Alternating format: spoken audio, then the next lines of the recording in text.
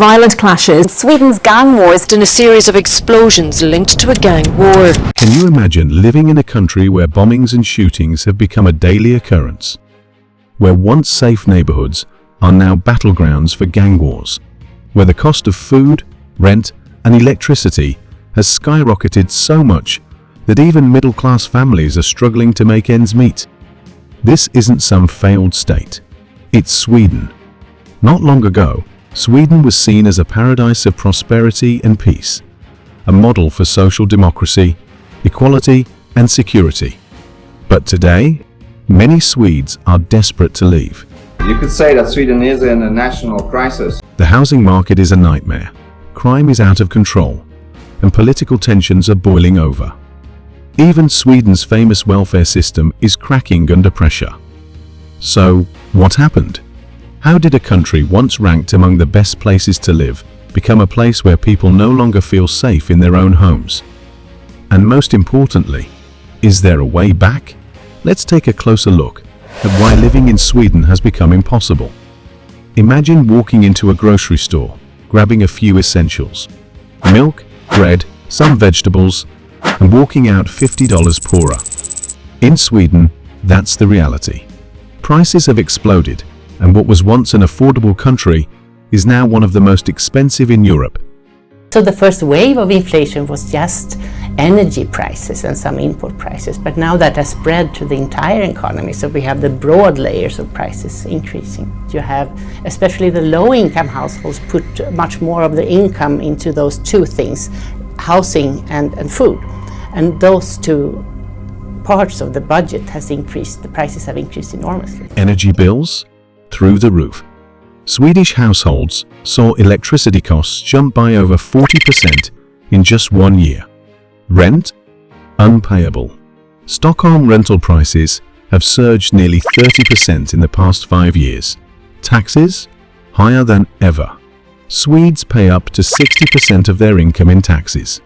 Inflation has wreaked havoc on Swedish households. A few years ago, heating your home during the brutal winters wasn't something you had to think twice about.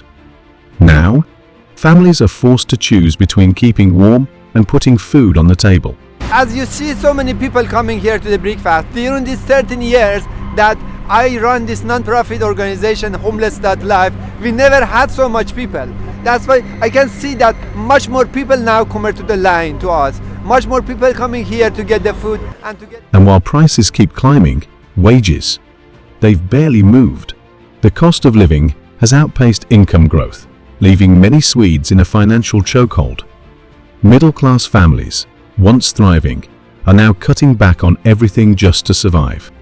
Previously, we mostly saw persons living on the true margins of society. Now this has changed. Also, children with families, elderly people, people who are on sick leave, all are struggling to make ends meet. Yet, despite all this, Sweden still has one of the highest tax rates in the world. In theory, this should mean excellent public services. But in reality, schools, healthcare, and infrastructure are all struggling. Long hospital wait times, overcrowded schools, and declining public transport have left many asking, where is all this money going? Swedes were once known for their high quality of life. Now they're working longer hours for less, watching their paychecks disappear into endless expenses. So, if you feel like you're drowning in Sweden's cost of living crisis, you're not alone. And the housing market? That's an even bigger disaster. If you think finding an affordable place to live in Sweden is hard, try getting an apartment in Stockholm, Gothenburg, or Malmö. It's practically impossible. The housing crisis has spiraled so out of control that people are waiting years, sometimes decades, just to get a rental contract. Want to buy a home instead? Forget it. Housing prices have skyrocketed to the point where only the wealthiest can afford to buy. A small apartment in Stockholm easily costs over $500,000, and that's if you're lucky. For an average Swedish worker, owning a home is nothing more than a fantasy. But here's the real kicker: there aren't enough homes for everyone. Sweden has been massively underbuilding for years, and the sudden influx of hundreds of thousands of newcomers has made things worse.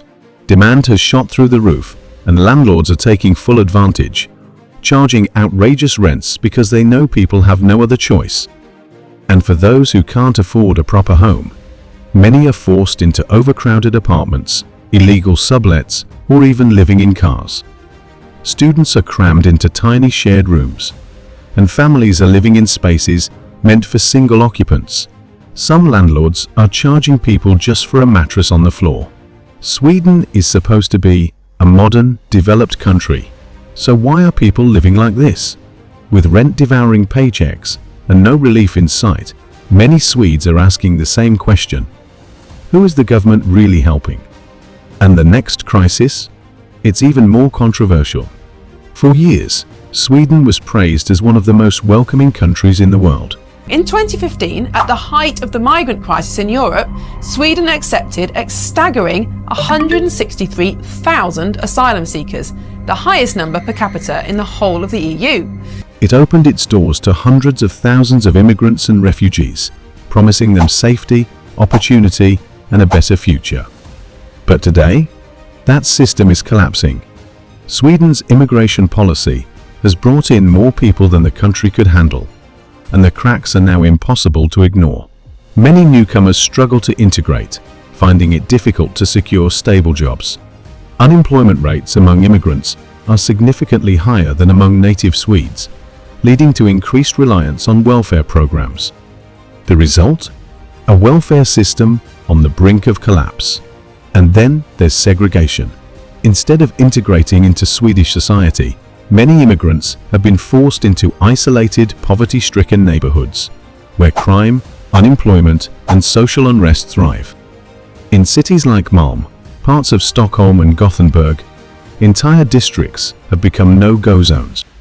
Areas where police, firefighters, and emergency workers are hesitant to enter due to rising violence.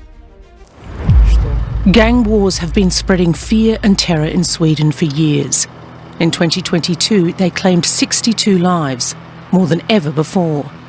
In Stockholm alone, the Wall Street Journal calculated that the murder rate per capita is 30 times higher than in London.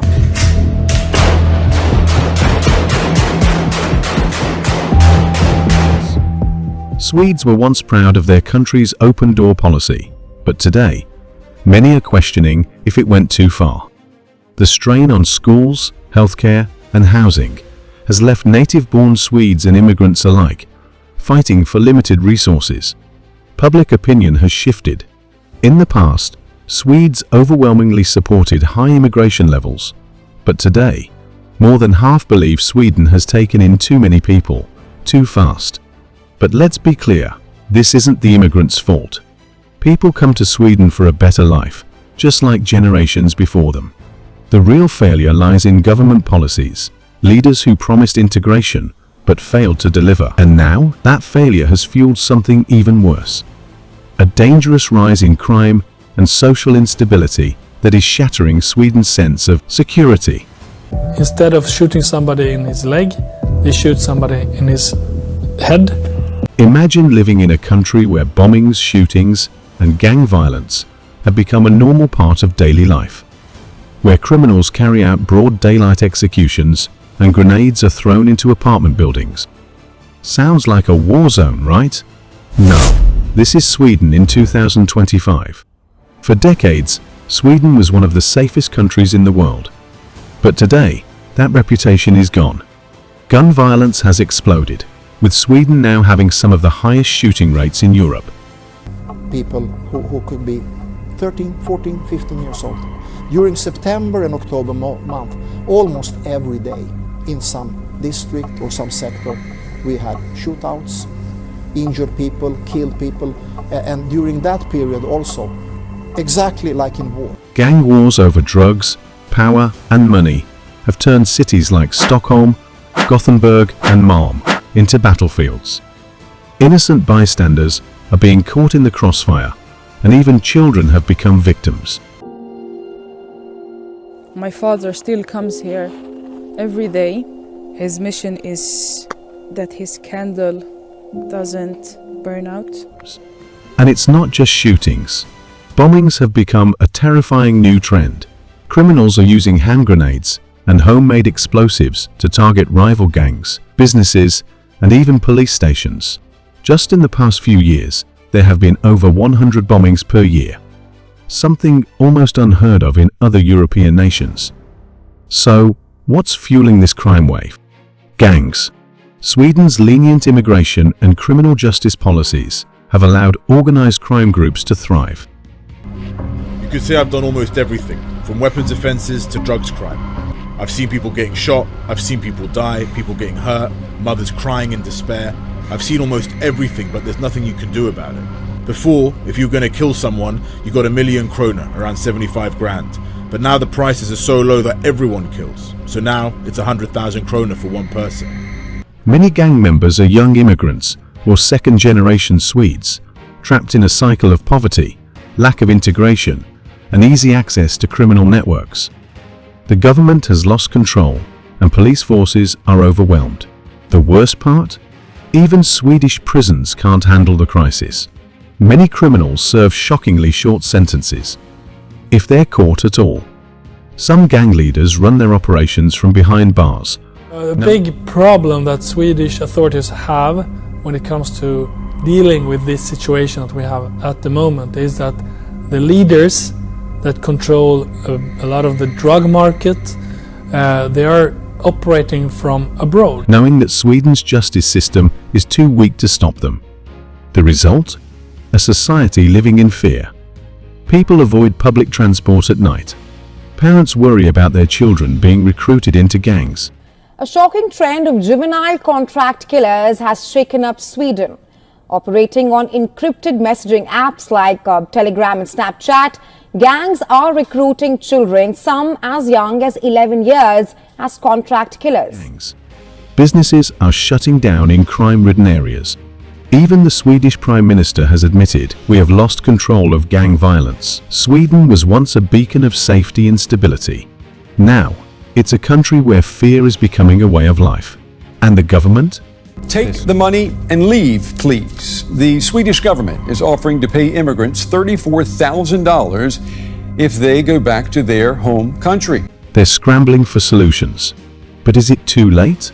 For years, Sweden's government ignored the warning signs. They dismissed concerns about rising crime, skyrocketing living costs, and the housing crisis as exaggerations. When citizens spoke up, they were labeled as alarmists, or worse, racists. But now, the crisis is too big to ignore. As gang violence spiraled out of control, the government finally admitted it had a problem. Prime Minister Ulf Kristersson even said Sweden was facing a national security crisis, something that would have been unthinkable just a decade ago. So, what's their solution? Harsher penalties for gang crimes, but critics argue they should have done this years ago, deporting foreign criminals. But Sweden's complex legal system makes this difficult. More police funding, but officers are already stretched thin. The truth is, many Swedes no longer trust their leaders to fix the mess. They see a government that let problems grow for too long and is now desperately trying to patch up the damage. And the backlash, it's massive. Support for right-wing and nationalist parties has surged as more Swedes demand stricter immigration laws and tougher crime policies. Protests and public frustration are growing, with citizens demanding real solutions, not empty promises. Even mainstream politicians, who once supported open-door policies, are now admitting Sweden made mistakes. Sweden's political landscape is shifting faster than ever, and the 2026 election could change everything. Will Swedes choose a harder, law and order approach? Or will they keep the status quo, hoping things will magically improve? One thing is certain, the country's future hangs in the balance, and if Sweden doesn't act fast, it could be too late to turn things around. Sweden is at a crossroads. Will it reclaim its reputation as one of the best places to live, or will it continue its downward spiral into chaos and instability? Experts say the country has a small window of time to fix its problems before they become irreversible. The solutions? A massive crackdown on gang violence, longer prison sentences, stronger police forces, and real consequences for criminals. Stricter immigration policies, ensuring newcomers can integrate successfully before accepting more. Serious housing reforms, building affordable homes instead of letting foreign investors drive up prices. Lower taxes and a stronger economy, so Swedish families can actually afford to live in their own country. But here's the real question. Will the government take action in time? Swedes are losing patience, and the 2026 election could be the most important in the country's modern history. If politicians don't deliver real change, more people will leave, more crime will rise, and more families will struggle. Sweden once set the standard for a great quality of life. If things don't change fast, that dream will be lost forever. But the biggest question remains, is it already too late? Sweden was once a beacon of safety, prosperity, and equality. But today, it's facing some of the biggest challenges in its history. The cost of living is suffocating, housing is unattainable, crime is out of control, and the government is scrambling to fix the mess it created. Can Sweden recover? Or is this the beginning of a permanent decline? Let us know your thoughts in the comments. And if this video made you think, don't forget to like and subscribe. It's free, and it helps more people see this important discussion. Thanks for watching, and we'll see you in the next one.